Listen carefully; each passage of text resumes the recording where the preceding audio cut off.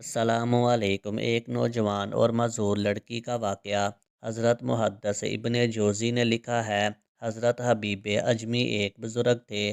ان کے پاس ایک شخص آتا تھا، بڑا مالدار شخص تھا، ایک ہی بیٹی تھی، وہ بھی ٹانگوں سے معذور تھی۔ آپ اکثر اس کو کہتے کہ تو توبہ کر، اللہ سے رجوع کر۔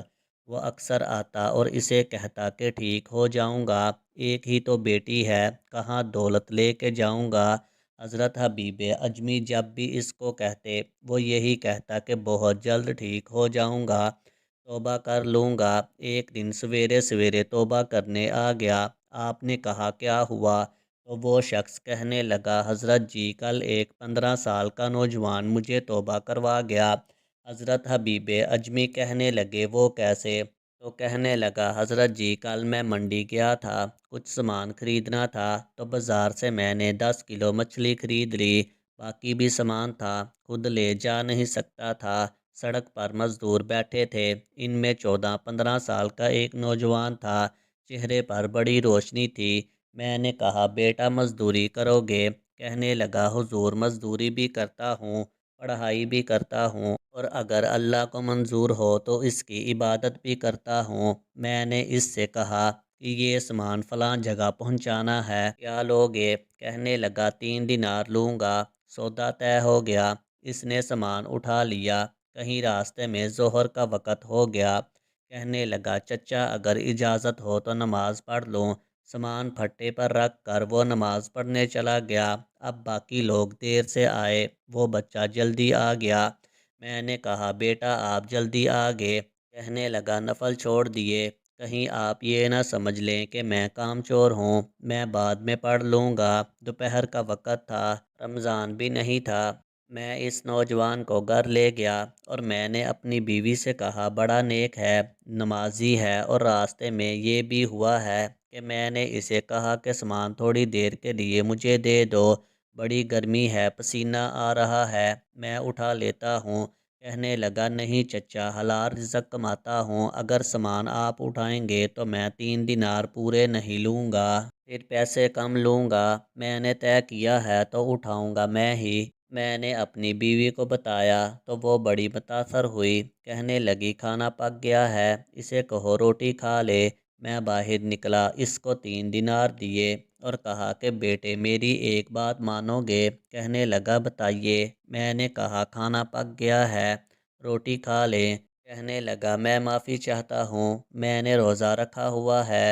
میں نے کہا اب کیا کرو گے؟ کہیں اور جاؤ گے؟ کہنے لگا نہیں، میں جس دن 3 دینار کما لیتا ہوں پھر مزید لالچ نہیں کرتا، پھر قرآن پڑھتا ہوں یا نبی کریم صلی اللہ علیہ وآلہ وسلم پر درود شریف پڑھتا رہتا ہوں۔ تو میں نے کہا بیٹا افطاری ہمارے گھر کر لو۔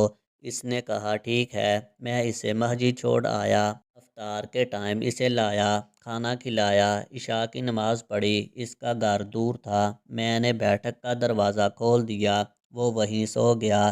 میری 20 سال کی معذور بچی کبھی چل پھر نہیں سکتی تھی، کوئی طبیب کوئی حکیم میں نے نہیں چھوڑا تھا، ایک ہی بیٹی تھی، وہ بھی معذور۔ ہم میاں بیوی اس کے کمرے میں گئے، کہا بیٹی ایک نوجوان ہے، بڑا پرہیزگار ہے، نیک ہے، آج ہمارے گھر آیا ہوا ہے۔ بیٹی کو کھانا کھلا کر ہم واپس آ گئے۔ آدھی رات کا وقت ہوا تو دروازے پر دستک ہوئی، بچی اپنے کمرے میں سو رہی تھی، ہم اپنے کمرے میں سو رہے تھے، وہ بیٹھک میں سو رہا تھا۔ میں گھبرا کے اٹھا کہ اس وقت دروازے پر کون ہے؟